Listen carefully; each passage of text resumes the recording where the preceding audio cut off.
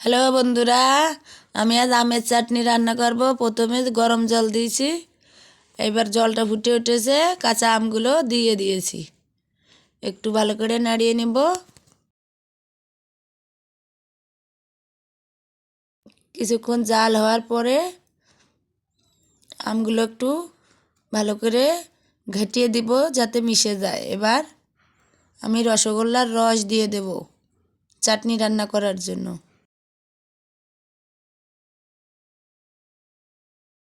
চাটনিটা যতক্ষণ না ফুটে ওঠে ততবেলা একটু অপেক্ষা করব। একটু সামান্য পরিমাণে লবণ দেব আর সামান্য একটু হলুদ গুঁড়ো দিয়ে দেব। এবার আমি কিছুক্ষণ ভালো করে নাড়িয়ে নেব। এবার একটু চিনি দিয়ে দিলাম যাতে চাটনিটা একটু বেশি মিষ্টি হয়। আর একটু নাড়িয়ে নিলাম।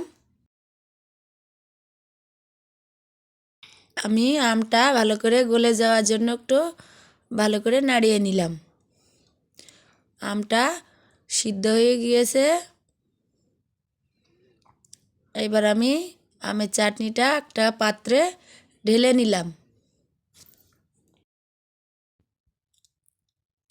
হ্যালো বন্ধুরা, আমি এবার চাটনিটা গামলায় রেখে দিয়েছি।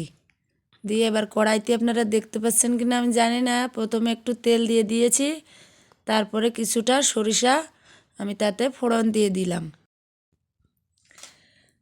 সরিষাটা একটু কালো হওয়া পর্যন্ত আমি হাতা দিয়ে ভালো করে ঘষে নেব।